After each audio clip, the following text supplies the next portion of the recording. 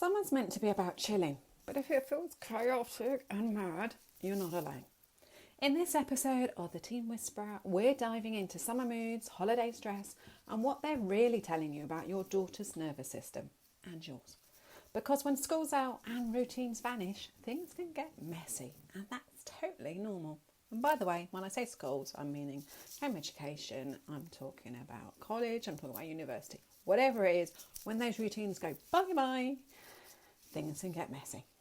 So join me as we explore why summer feels like a nervous system crash site for girls and why it's not just about being dramatic, and how holiday stress shakes emotional safety and sparks those "you don't get it" moments, and one simple, gentle nervous system reset you can try right now.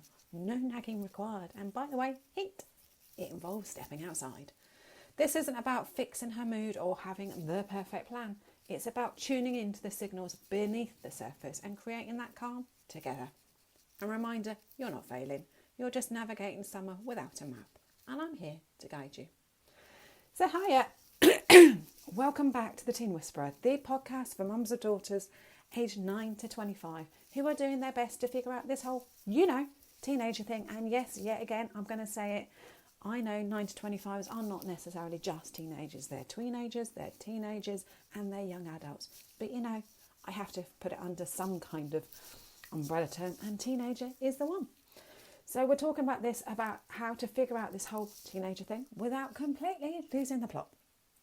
So I'm Rach Friedley, and I help mums just like you build stronger, more connected relationships with their daughters by understanding what's really going on beneath all those meltdowns, the slam doors and the screaming in your face moments, and all those endless scrolls online. And today I'm diving into a biggie, especially for this time of year: summer moods, holiday stress, and what they're telling you. Because let's be honest, sometimes the holidays feel just as chaotic as term time, if not worse, just despite the real heavily structured routines. So, we all have it. You imagine those chill days, the bonding time, the laughter, the downtime, the relaxation, the just having fun.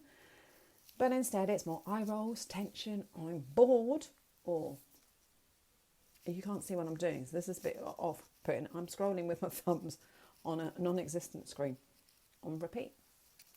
Or maybe it's a meltdown just about life.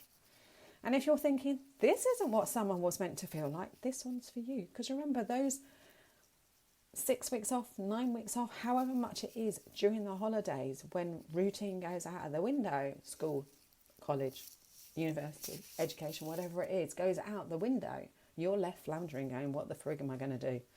So let's dive in. And as always, take what lands, leave what doesn't, and remember, you're not doing this wrong. You're just doing it without a map. And that's why I'm here. So let's start here. Number 1, summer is a nervous system crash site, and that is not your fault. Because summer feels unstructured, uncertain and unregulated, especially for girls whose nervous systems thrive on rhythms, boundaries and predictable safety. So during term time, as hectic as it is and as exhausting as it is, there's a framework. There's school, university, home education, college, whatever it is, lunch breaks, movement, even the stress of it has a pattern. And when that suddenly disappears, boom, nervous system whiplash. A lot of mums say, she should be relaxed. She's not even in school. But here's the thing. The brain and the body do not switch off just because they're out of that system. So girls aged 9 to 25 are neurologically wired for structure and safety. And when that scaffolding goes, the body sometimes panics. The result: moodiness, low motivation, clinginess, sudden meltdowns over seemingly tiny, weeny stuff. It's not drama, it's dysregulation. And if your own stress levels are high from juggling the work, how to manage those 6, 9, 12 weeks, however many they are, siblings, money, travel plans, or just trying to make it all feel special, because it's summer holidays, you're probably dysregulated too. And remember, she mirrors your nervous system.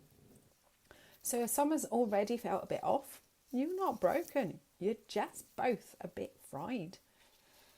And number 2, holiday stress often means emotional safety is wobbly. So let's talk about what holiday stress is really pointing to.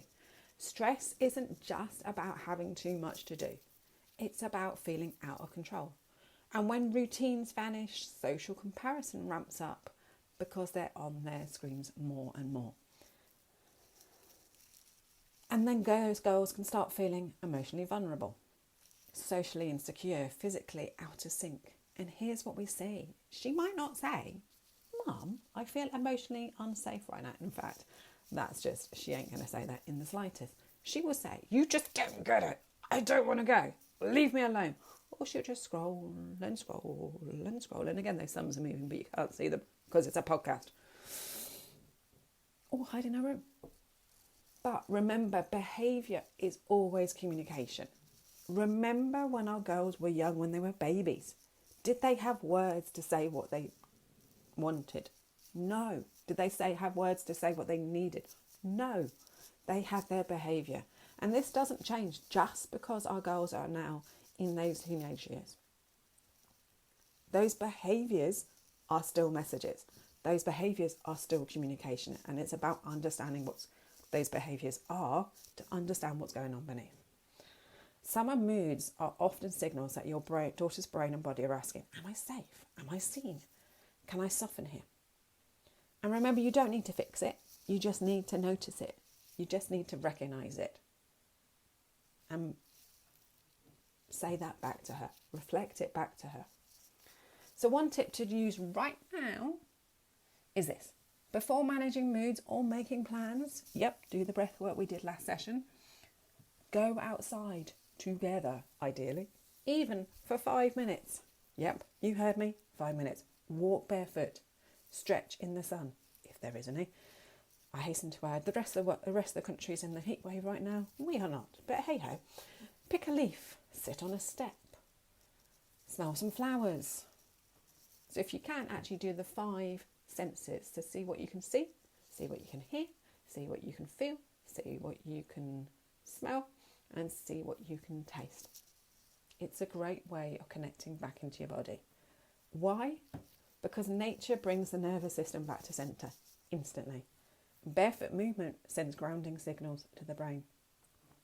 Sunlight resets sleep rhythms, hello melatonin, and gentle non-verbal co-regulation, translation, you both being in the same space without words works wonders. We don't always have to talk it out. This is where society has got it wrong, because society keeps talking about, we need to talk it out. Actually, we don't.